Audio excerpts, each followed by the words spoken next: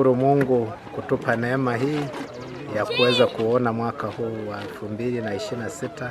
Sisi Wakristo tunasema ni neema ya Mungu.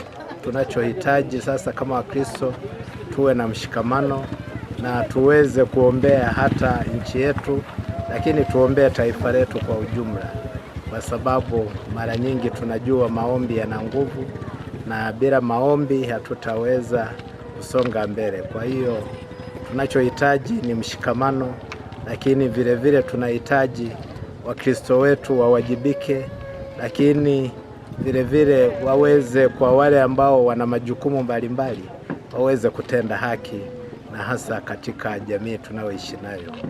Ningehitaji kwa mwaka huu watu tuwe na umoja na mshikamano, ndio kitu muhimu sana. Hata Mungu mwenyewe anahitaji watu walioshikamana, watu wenye umoja, lakini ambao wanamtegemea yeye.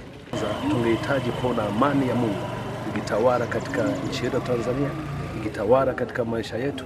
Ndio kitu cha muhimu Mungu aendelee kutufanyia. Tunajua wote mwaka 2025 magumu tuliyopitia. Kwa hiyo tungetamani yaliyopita sijirudie mwaka 2026.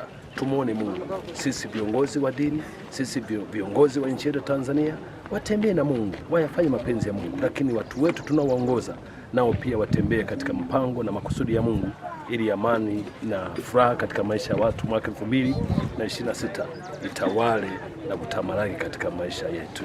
Nchi yetu tumejaliwa, unajua, kuwa na makabila mengi katika nchi ya Tanzania ni mlango wa amani kabisa, kwa sababu utahamasisha nani wa kugombana?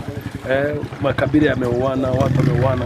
Kwa hiyo natamani kuona Tanzania inakuwa kisiwa kweli cha amani na cha baraka, maana tumejaliwa vitu vingi katika nchi ya Tanzania. Tumejaliwa utajiri mkubwa sana, wanyama, dhahabu, madini, kila kitu kiko Tanzania.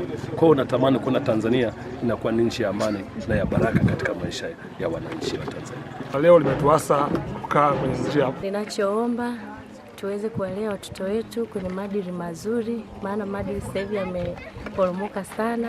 Tuwalee watoto wetu kwenye maadili mazuri, tuwalee kwenye misingi ya dini, tuwaongoze, yani wamjue Mungu, wawe na heshima, wawe na hekima ya kuu kwa ajili ya kusubiri muujiza wetu.